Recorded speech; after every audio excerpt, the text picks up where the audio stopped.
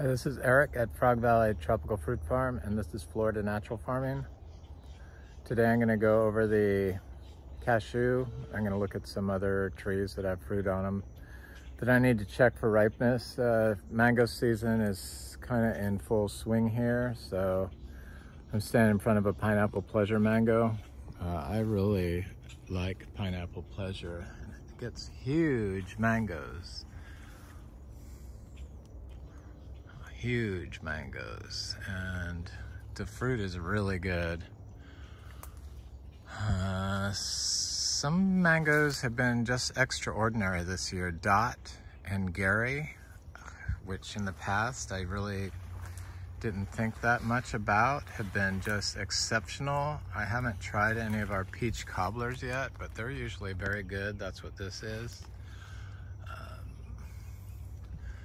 Not the best mango year, probably the worst actually, but we have 270 grafted trees, so there's always mangoes to be had around here this time of year. We are not selling mangoes this year. We've given a lot away, but we're not selling any. This is a quaimoc tree that had some big fruit all over it down here, but it seems to have dropped all the big fruit around down here. But it's got a nice bloom going on, or fruit set going on right now. Of course, that yellow is going to drop, but the green one will stay. And same with this. And there is some original fruit. I can't see them offhand, but I did see them just the other day, so I know that they're on there. And so I'm sure we're gonna have a better year than we've had in the past. Quaimoc is supposed to produce a lot of fruit, but it's kind of slow to get going. We do dry farm everything, so what we get is not what other people get, so it can be a little slow and aggravating, but I started this farm and I wanted it to be here no matter who had it, so it wouldn't die. And so that's why we naturally farm everything and don't water everything. It's just naturally farmed. And this is a Venus mango. I see over there is a sugarloaf mango. Venus has been mediocre this year, which has shocked me because Venus is a really good mango. Here's some sugarloaf mangoes. I haven't tasted sugarloaf yet, but boy, Gary, and all summer, oh my God, it was so good. Dot, so good. Kezar, excellent.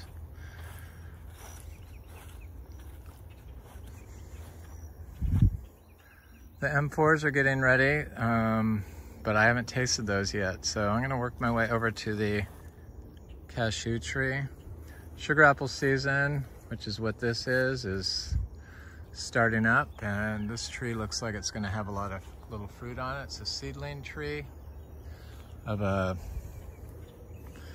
chewy sugar apple, green. It's a male Garcinia Livingstonii tree. This male tree has produced fruit in the past. It's kind of doing a weird tilt to it, but it hasn't produced fruit in a couple years. Just like 3 or 4 random fruits. So people always want me to give recommendations or what I think is a good producer of our mangoes, and I just don't feel like I'm knowledgeable enough to say adamantly on a lot of these trees. Stuff like Sweet Tart, where I have 30 trees, I can confidently say that it's consistently a good producer, and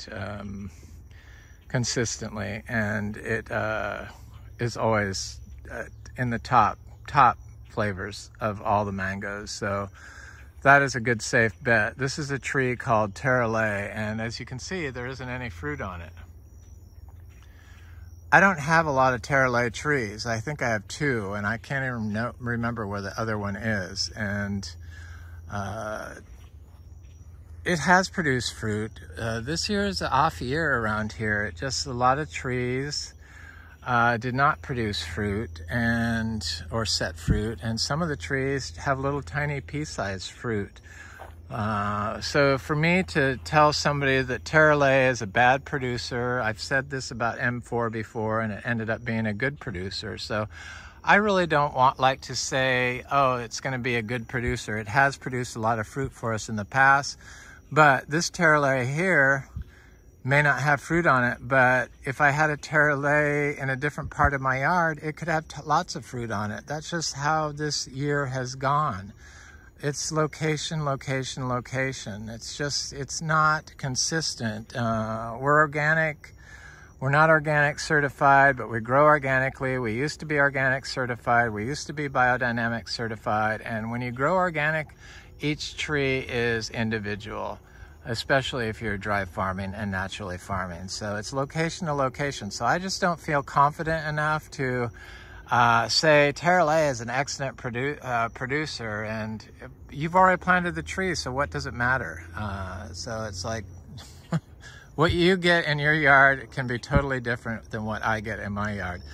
But I do have enough trees, of a lot of them, where I can confidently say yay or nay on production, and definitely Sweet Tart is one of those trees. Sugarloaf, for the most part, hadn't been a great producer, but now I have a tree that is covered in fruit, and this one, Sugarloaf, doesn't have any fruit, but it's in a weird location around all these trees. In the past, shady areas have not jeopardized our fruit set, so this is a tree I really can't say yet. If I had been here for 15 years, growing 30 trees of each all over the yard, I would probably have an informed recommendation, but I just am not comfortable saying that something is a good producer if I just don't have the experience on that tree, or enough trees to really say confidently that no, it's not going to produce fruit. I can't remember.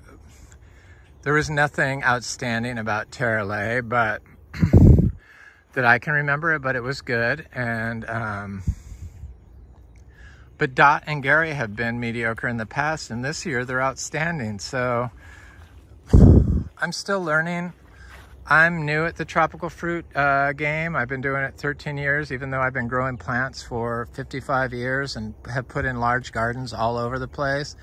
I wasn't really into growing food, and I didn't even know what these tropical fruit trees were until 13 years ago. Hi, Wally. And so I'm still learning. I learn something new every single day, and every single year I think I know a little bit more, and then the following year comes along and I realize I don't know anything. So I'm standing in front of this cashew tree,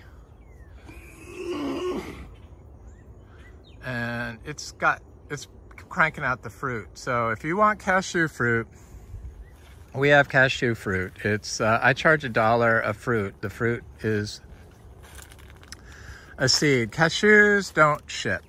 Seeds ship. I sell the seeds for $1. I sell the fruit with the seeds for $1. I know that's a high amount, but that's what it is. But I can't give any guarantees sending fruit. It's going to arrive moldy, even if it's going someplace close like Tampa. You know, it'll get a little mold on it and turn black. But I've been getting quite a bit of fruit. Last year I was getting 35 fruit a day, and look at how big the fruit is. It's very nice. 35 fruit a day, and I've been juicing it every day. It's spectacular juice.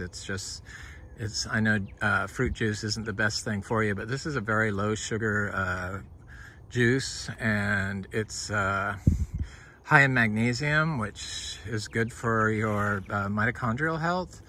And it's just, I don't know, I crave it now, and I really enjoy it. And so I've been drinking this every morning a little bit. You don't want to, if you pick them a little green, if you leave them on the counter for a day, if you buy fruit from us, then I pull the seed off, and then I cut it right here straight across, and then I juice it on a citrus juicer. Don't get the skin in there because it'll be astringent. But if you pick them and wait a day, then the astringency is less. But if you wait any longer than that, they'll start turning black and get some mold on them possibly. So that's just what I do. That's what I've found, and the juice is really good. It's top right juice. And this is a very productive tree, and it's been dry farmed. I've never connected this tree for water. In the past, we have connected, more than 6 years ago, some of our grafted trees to water, or our nursery bought trees, for a brief period, for like 9 months. And we stopped after 9 months because it was causing death of certain trees, because they had been in the ground for 2 years, and then we connected them to water and thought it would solve our problems, and it didn't. It created more problems. So we stopped watering. We haven't watered since. It's been 6 years. So, but not all our trees. We never watered any mangoes. We never watered any cashews. Well, one cashew. So here's a little fruit and a big fruit. Usually they're always big, but this year we've been getting some littler fruit. But the little fruit are good also. And maybe if I let that sit on the tree for another day, it would get bigger. But if I leave it on the tree any longer, then the creatures will get it, because the creatures really like the fruit. So I try to get it because I want the fruit, and I don't want the creatures to get it. So I'm gonna go through here and pick the ones that I see are ripe. It's amazing. You can come and get the fruit every day, and the next day there's a bunch more. See, that's somebody's pecking at that already. And I see there's a fruit right here that the creatures got. So I'm gonna get it, this nut, my seed.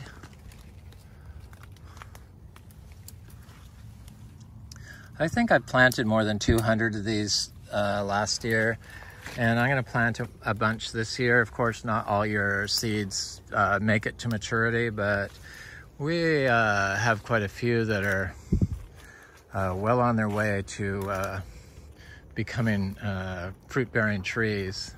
And they're so easy and low maintenance that I'm really surprised that not everyone is growing cashew commercially in Florida, because it's just a really simple crop, and it responds very well to our inputs, our miniature zebu, hay, probiotic, prebiotic combination that we apply daily year-round. So I clean the barn out, and I drop a load once a day. It turns out to about, I don't know, I'm picking this one green. It would have got bigger if I left it on the tree, but if you pick them a little green, they do ripen up. And but the only difference is it's not going to be big and fat, and you won't get as much juice out of it. If you waited a day, waited until it was more yellow, like this large one here, but it's either pick it. So that's the difference of a day. So it can go from that to that in one day. They're nice big fruit.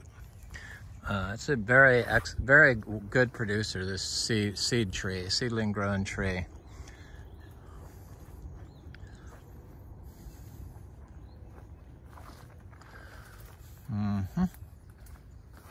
So I'm gonna leave all these green ones on there. I see one that the creatures got, but I do see some others in here. I think I'll wait on that one. If there's cover like this around, then sometimes they get hidden by the animals. Like this one down here was hidden. It just got slightly attacked. But they'll get them. They will get your fruit. They've been getting my mangoes, bless their hearts.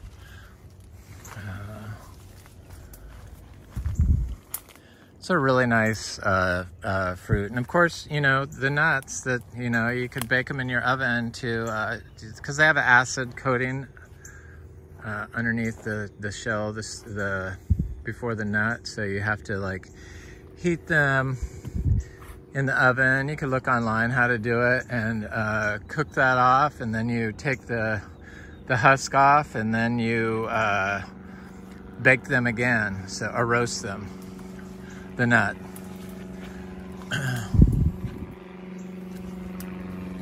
So I see a whole bunch over here.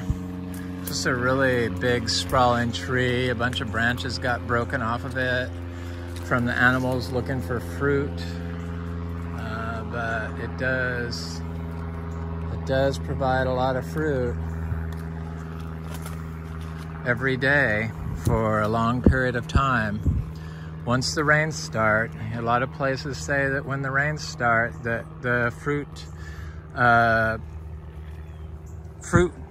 drops. But we dry farm, and when you dry farm, what applies to people that water year round is not the same as, doesn't apply to us. So I found that when it is drought, we get very minimal, or it doesn't rain, we get very minimal fruit. But as soon as the rainy season starts and it's raining every day, then this tree produces like enormous amounts of fruit. The more rain, the more fruit. So it's kind of odd that it's the complete opposite of what they say, but that's just because of the way we grow. So I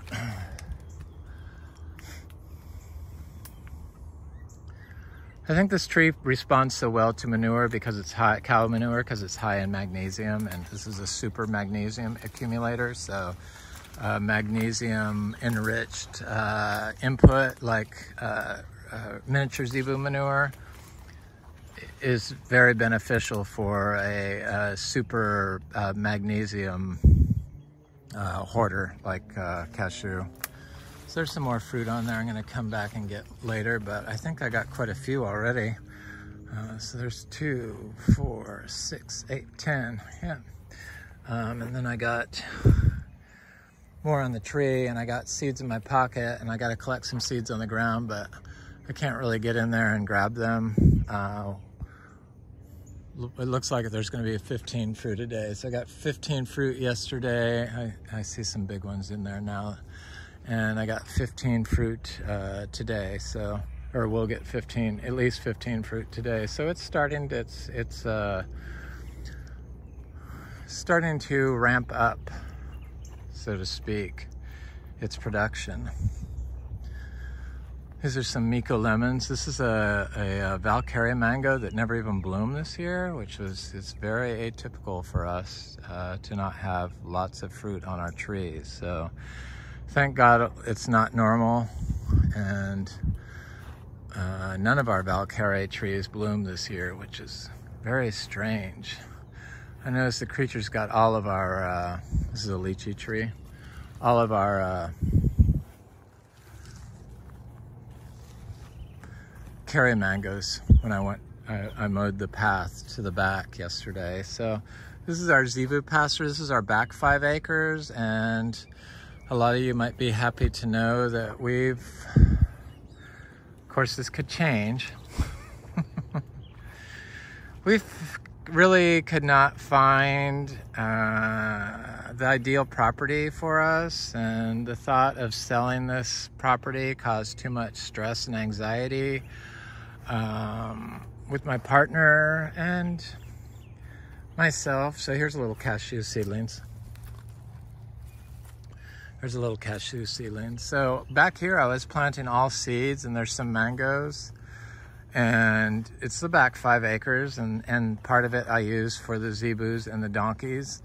But what we're gonna do is we're going to keep this place, and we're gonna make 4 fences inside this area that go all the way to the back property, which is that huge pine tree way back there. And so that I have 6 pastures, long pastures that I could rotationally graze, basically 2 herds of cows on, because we're gonna have 2 or 3 herds, because we're gonna have 3 bulls and probably 6 cows. So 2 cows per bull. There's one, our bull Wally.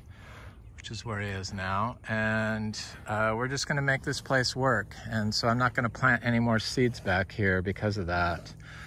I just don't want to do all that work just to have it's okay, Wally.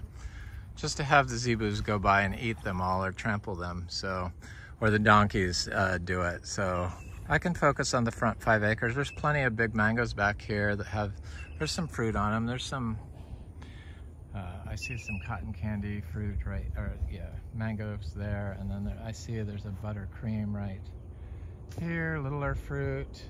So it's not all lost back here, but here's a diamond mango. Diamond mango I like a lot. It was very good this year too. So it has some big fruit on it, and then it has some little tiny fruits on it. Littler fruit. So that's the plan.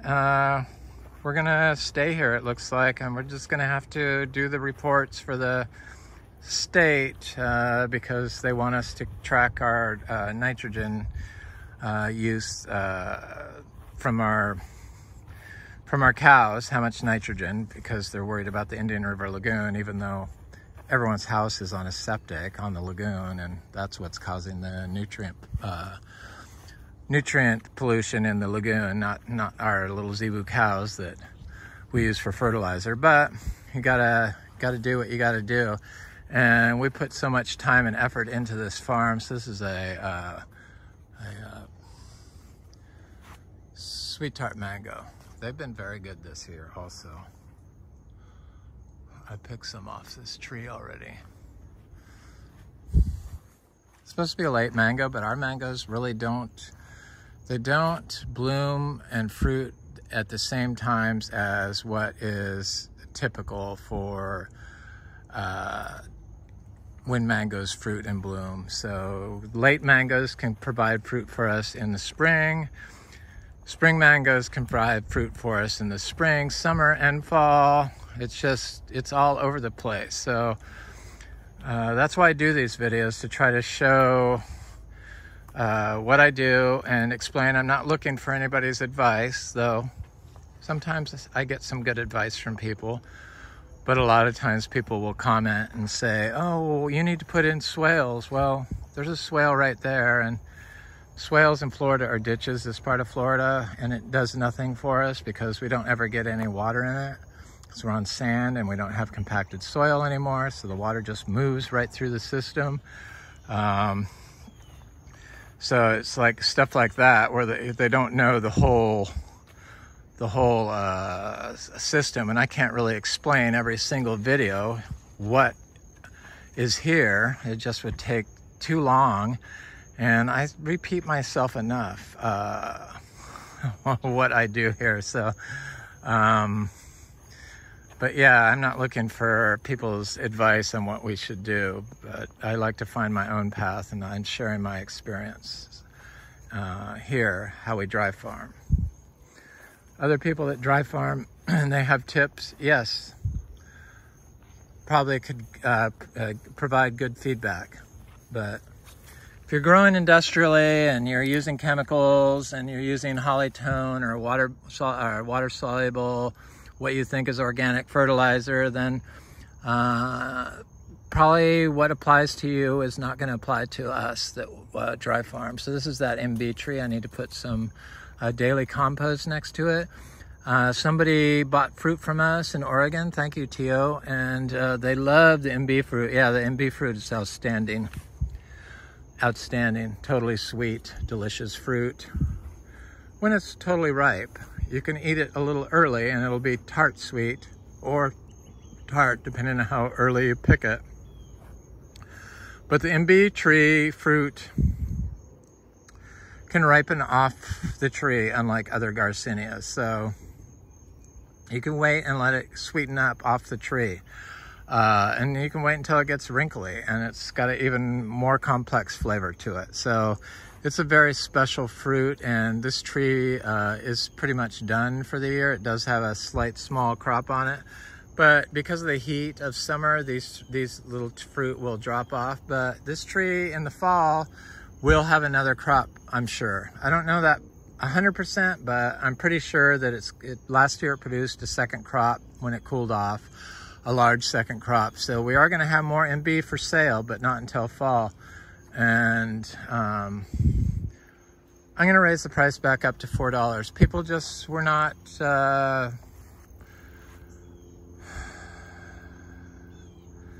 seems like when the fruit is a little more expensive, more people want it. It's kind of bizarre, but that's what I'm gonna do. I sold it for $3 because we have 3 fruiting trees for the first time ever of this, and they produce large crops. So I thought I could lower the price, but I got about half the response purchases for this fruit, and then the people that wanted it came in too late, like Tio, wanting more fruit, but we just don't have any fruit to sell until fall again. So I forgot to reply to you.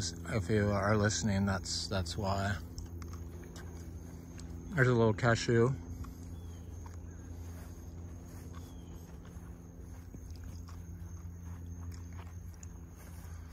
It's looking good. The bugs are fierce. So here's an M4 mango, which in the past has never given us fruit, but this year it's like loaded with fruit. This little tiny 4-year-old tree.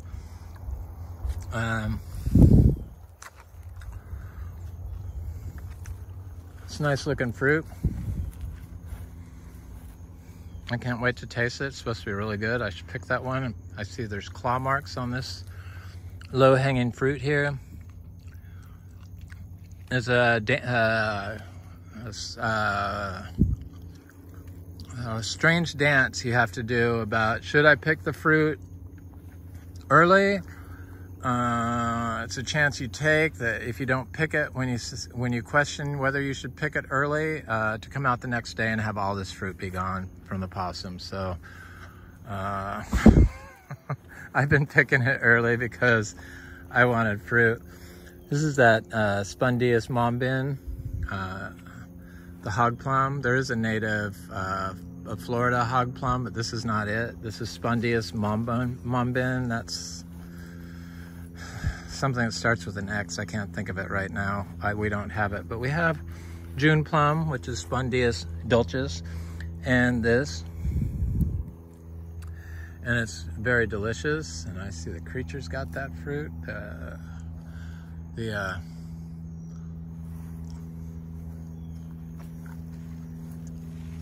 possums love it. Moringa. But I saw Pine Island Nursery selling little moringa trees for $60 each. They're wholesale, so I can't imagine. They must be in great demand, I would guess. Moringa, I think, is super important to eat. I eat it every day, a large quantity of it. I've been doing it for 4 years. It's got all the amino acids in it, even the ones we can't make, and all of them. And it's a high protein source, so it's got probably got a lot of peptides in it, and peptides they're saying are amazing for fixing pain and weight gain and just issues like joint pain and stuff like that. Here's a very good sized Luke's Garcinia that looks like it's flowering again, or maybe not. I would love, oh, that's not it. That's the Caesar weed. I think that will set fruit next year for us. So we have, at one time I counted 100 Luke's Garcinias we planted from seed, got the seeds directly from Luke. But tiny trees don't always make it, so what was 100 at one point could only be possibly 50 today, but I know we have a lot of them. Eventually they'll all be producing.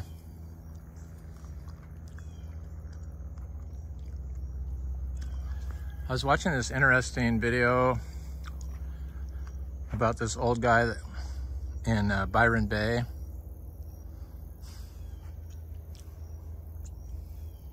It's like some sort of lizard tail there. Australia, that had a tropical fruit farm, and He had a 1 MB tree, but he didn't mention that they're dioecious, so you have to have a female Garcinia livingstonii tree. And then he said that sounds like Byron Bay is like here, a lot like here weather-wise, so it's probably 10A USDA zone or whatever they call it in Australia. Sorry, I don't know. But he had a lot of smaller trees. They were mostly like 2 feet tall, but he had lots of heliconias and gingers and costas and stuff like that, landscape plants. There's another cashew. But he said that the Garcinias are tropical, and I don't think they are. I think that they, I don't believe that they're ultra tropical. I believe that they, you can grow mangostana here, no problem. And we've done it. We have mangostana growing outside, and it actually produces leaves during winter, and we dry farm them. And we grow dulcis, and we grow magnifolia, and we grow madruno, and we grow madrono, and we grow macrophylla, and we grow Humbromiana, and we grow 25 different Garcinias. And I think that they're all about the same cold sensitivity when you grow naturally, dry farm. It boosts their immunity to handle cold stress or drought stress when you dry farm. That just does. And we try to plant everything from seed, so we don't remove the husk from our mango seeds. We dip our seeds in zebu manure or compost. We used to have to make biodynamic compost, and we don't add the biodynamic preps, but we still make compost the same way. Somebody asked me what I thought of the Johnson Sioux compost system. I firmly believe that compost needs to be made on the ground because it's for the earth. It should come from the earth. So it has to touch the ground. And I also believe, I've evolved. I used to do a modified Johnson Sioux, but I never used plastic cloth. They call it cloth, but it's plastic. They wrap them in, which instantly puts microplastics into your soil. So I don't believe in that. And then they put vinyl chloride pipes through it to get air into the system. And then they use water, and probably the water that they're using is distributed through a rubber hose or a plastic tube, which also distributes water directly into this, or plastic directly into the soil. So I don't believe that is the absolute best option to make compost. I think that I went through thermophilic compost, I went through Johnson Sioux, I went through modified Johnson Sioux, and then I wound up just putting tiny little piles, very small micro piles of compost directly on the ground and didn't touch them. No water, no nothing, and I found that that makes the best soil for us. So that's what I do. So somebody had asked what I thought of the Johnson Sioux. I don't believe in their overuse of plastics in that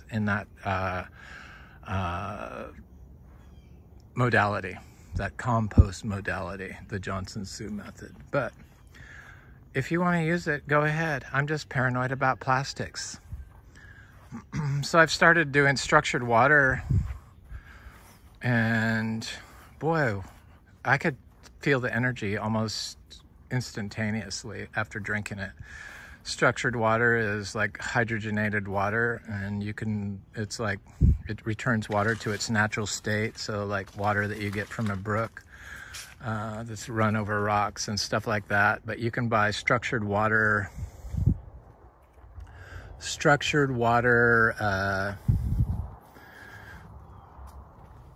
system for your whole house. So when you water plants with structured water, they grow better, because hydrogen is needed for cellular function. So for cells to function normally, mitochondria, the hydrogen's involved in all processes. And of course, we're made of water. So it makes total sense that it works. And your mitochondria is involved in making energy from proteins, so amino acids and peptides. So that's with hydrogen and oxygen, and it works. It really works. So we bought some bottled bottles, not bottles, but on Amazon we bought hydrogen water, structured water, portable bottled waters that make them. You just click the little button and it makes the structured water happen in like less than 3 minutes, and it tastes much better, like our Florida well water, which always had a funky alkaline taste to it. Tastes more like fresh spring water after doing it, and they're amazing. That's why I'm sharing it. And so we're going to put a whole house structured water system on our water here, and I think it's important to optimize your health with everything's going on today, with all our pollutants that we're constantly being combated or hit with. You know, it's like a war on our health. So it looks like the achachiro is starting to change color. Some of them. I'm probably going to sell a few of those.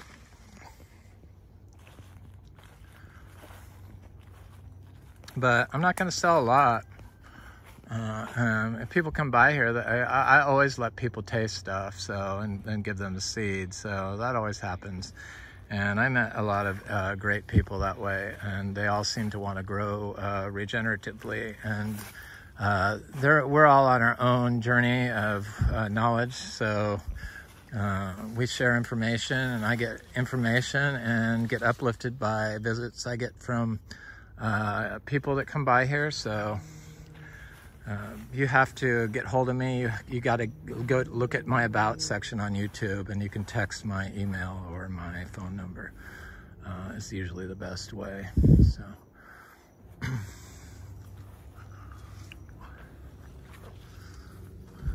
here's a DPI Gold star apple.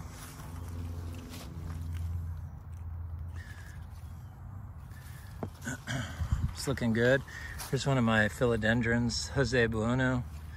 Looks good. It's getting a little too much shade there. I need to trim this Ingus spectabilis tree up to get more sun. It's an achachiro tree. We have about 500 achachiros. Mostly seed grown. That was a nursery started tree. Orchids, of course. You don't have to water orchids or fertilize them. That's crazy what they tell people to fertilize orchids. So I got this spiral ginger I need to like plant. This is torch ginger. So we would sell this place, but right now we're going to keep it unless somebody came to us with an offer we couldn't refuse. But chances are that's not going to happen, and we're not going to list it. And I feel that there's just too much waiting to happen here, and I've invested too much of my time and money into getting seeds and trees to grow. There's the achachiro tree, and I make fruit leaf tea out of the fruit trees. So I do like 40 species fruit leaf tea a day, and then I structure the water in my little portable water structuring thing. But I also got a carafe, a mayu that's countertop that holds a liter, I think a liter of water. So I put it in there, and boy, is it good, and boy, does it do the trick. It's just like instantaneous, and because it's a polyphenol rich tea that has like who knows how many different bioactive compounds in it. I don't heat it up all the way. I just get it warm, and then I set it on the counter for overnight for like 20 hours. And then I take the leaves out, and then I refrigerate it, and then I structure it. It's so good.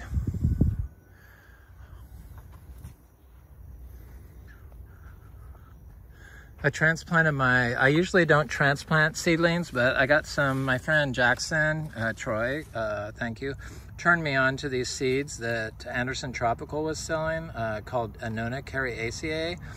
And then I went on YouTube and looked up some Portuguese growers, because it's from the Cerrado region of Brazil, and they showed it growing in cow fields. Look at all those mosquitoes, no-see-ums.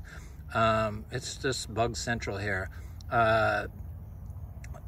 And it's just growing out in a dried cow field. Looks like California, all brown grass.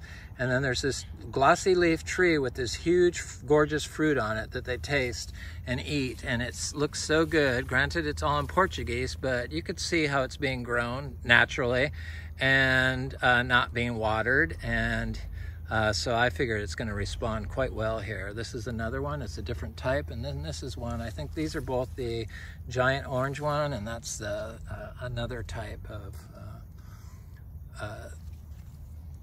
Anacardium.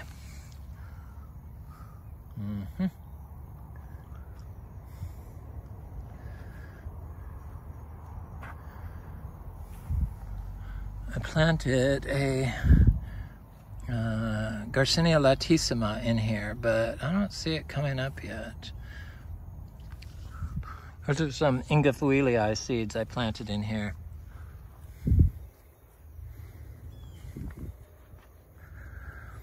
I bought some of those really expensive Garcinias from Bellamy, you know, $50 a seed, but I don't see any of them coming up yet. That doesn't mean that they're not going to. And in here I have my Alva star apples. It's the golden star apple. It's supposed to be the best one. Little seeds that are just now coming up. And I see some here. So looks like I got about 10 trees of this. There's one here. They're quite big. Some are quite big. Some of them are just now popping up. So that is quite nice. My durian is doing well. Looks great. I'm still on the fence whether or not durian can make it here. Unlike mangosteen, it does seem to have some cold sensitivity. Mangosteen has none, neither did Pulisan when you naturally grow. But they survived the winters, the durians, and held their leaves. So, but it was more mild this past winter. We didn't get down to 31 degrees, but we got in the 30s, and they didn't lose all their leaves like they said it would happen. And also Keppel tree. Keppel tree did fine. It grew leaves in the winter. So I didn't realize that that was possible. And that's a fruit tree I've been wanting to grow for a long time. Our cacao are doing good. Our little seedlings got all their leaves back. So all is not lost. Everything is looking good. Here's a little cacao. Here's our big cacao that produced 30 fruit this year. We got a bunch of seedlings off of it. Citrus is looking great. I mean, just this one hasn't produced fruit yet. We grow about 15 different types of citrus from seed. And doesn't have greening. We got one tree one time that got greening, and then it recovered, and it's the only tree directly under an oak tree.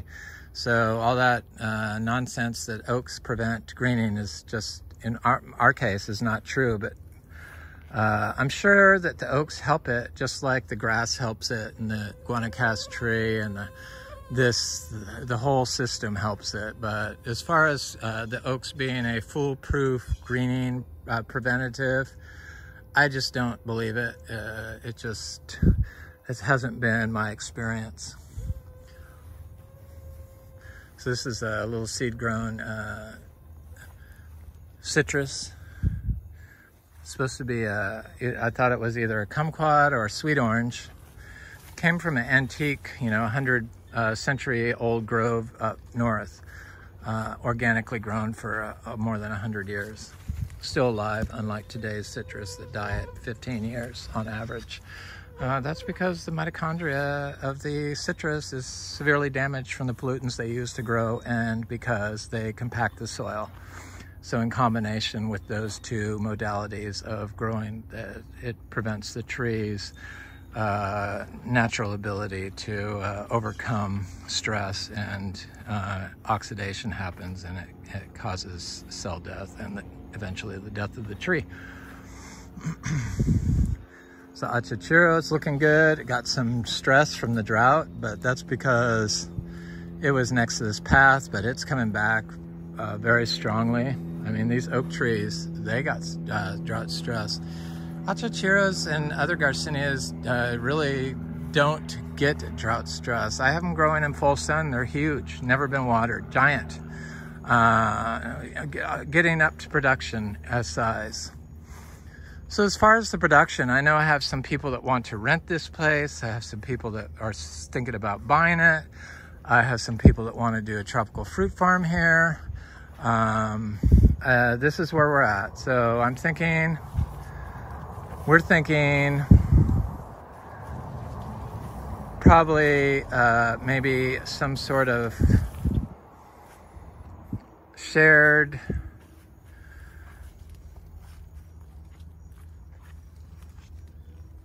thing, but we're open to all options. So 50-50 split of somebody doing the fruit farm and split the profits with us, because I'm just never going to get there as far as fruit sales. But we're open to all offers. This is Garcinia brasiliensis. It's a good mango. I like it.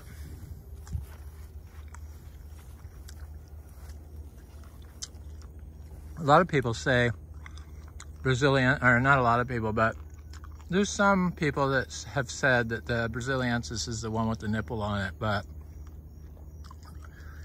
from everything I can see, brasiliensis is the round one, and Gardneriana is the one with the nipple. And you only have to look online under Garcinia Gardneriana and see that it is the nipply mangosteen. So it has the tip. So here's our Garcinia syllabica female tree. These are getting kind of close to being ripe. I always show this. Here I am repeating myself again. But I have to check fruit every day, because one day I'm going to come out here and see a color change in this. They're not as big as I thought they would be, but I think the drought affected their size. And I think that it's the first time it flowered, or held fruit. And I think that they probably can get a lot bigger. I mean, they're fairly good size. These are small, of course, but there's so much fruit on this tree. And I have a male tree that's next to the path that was affected by the drought, like that achachiro. But this female tree is a little bit away from the path, and you know, compaction is like the major problem here. You can't overcome compaction. You have to fix it either by digging up the soil or waiting. Ants fix it, and moles, I imagine. But it's just a real problem. It was the root cause of all our issues here. I believe this black sapote tree is because of drought. Even though it has this huge nitrogen fixing guanacaste tree, all plants are nitrogen fixers, not just the known nitrogen fixing plants. This blade of grass is a nitrogen fixing plant. This cassava is a nitrogen fixing plant. So I don't know why people get stuck thinking that you need a ice cream bean, and the ice cream bean isn't going to fix your compaction issues. So you can do all the nitrogen fixing, so-called nitrogen fixing plants in the world, and if you have compaction, you're going to always have issues. And it's been the root cause of our disease and our stunted growth in plants and death of plants also.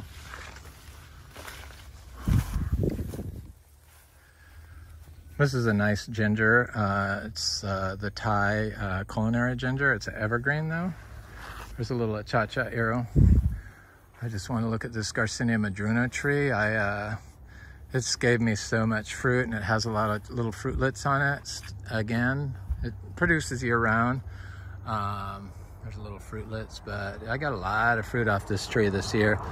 Not enough. I think I've planted at least 50 of these here now.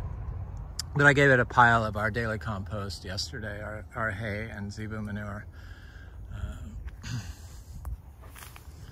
Yep. I'm gonna end by looking at that last Garcinia livingstonii tree. and maybe look at that Garcinia livingstonii tree that had a second fruit crop on it that I said would drop off. You know, they're dioecious, the Garcinia livingstonii, like the Hombromiana, so you have to have a female tree. You do not need a male to set fruit, and I'm 100% positive you do not need a male dioecious Garcinia to get female trees to produce plants from their seeds, and they should be all female. I'm positive of that. I'm 99% positive that unpollinated Garcinia is female plant, dioecious plant is going to produce only female plants. This is that male Garcinia Hombromiana.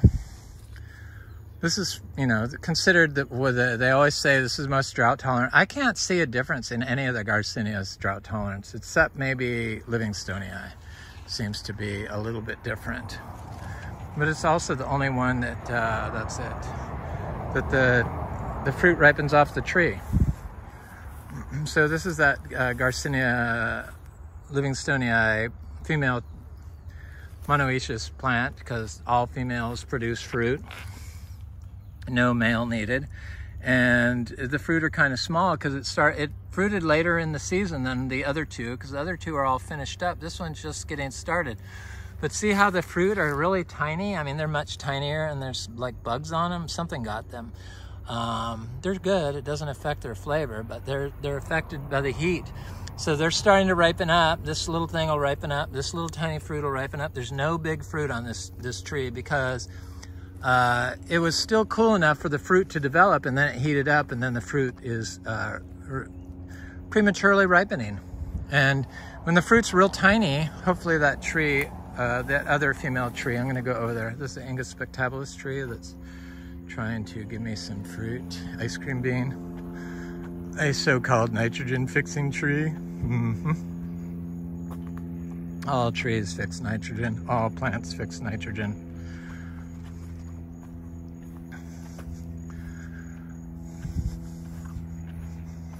Got lots of these Garcinia livingstonii popping up, I see. Some are looking great, some are looking okay. I try to plant two in a hole, so I'm guaranteed to get a female usually. So there's two there. This is a sugarloaf mango. So here's the other Garcinia livingstonii female tree. And after it was done fruiting, so this one was unpollinated, it had huge giant fruit. The fruit had 2 seeds, most of it. I'm thinking maybe unpollinated fruit is 2-seeded most of the time, but I don't know for sure. I'm not even positive on that, but this tree had a huge second crop on it, and I'm gonna go around to the other side. I see some fruit on it, but it looks like it dried up mostly. You know what kind of mushrooms those are. I don't know what that is.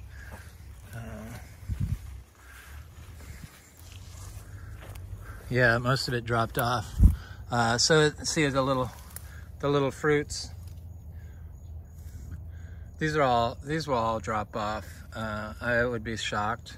Maybe it'll prove me wrong. I have made mistakes when I thought I was 100% positive that heat would make the fruit drop, but I'm sticking with that. I'm positive this fruit will drop off. I just wanted to show it. This little fruit ripened early. That's what I mean. They ripen when they're small. As soon as the weather gets hot. And then when the weather cools off, our first producing tree started fruiting and held fruit. So we got 2 crops last year from it.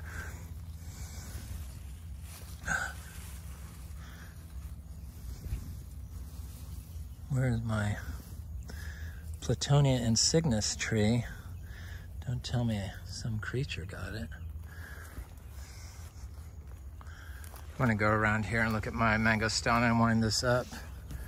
But no, there it is. Just couldn't see it. Scared me. It's right here. Platonia insignis. Looks like a really good fruit. Direct sowed seed. Cacao are all looking really good. They're like snapped back from their leafless state. So I have a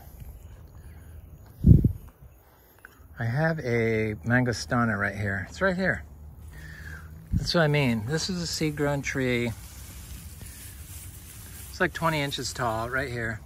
Mangostana grew leaves in the winter, and it doesn't have protection here. The tree above me loses all its leaves in the winter. And 31 degrees or 30 degrees is 30 degrees or 35 degrees.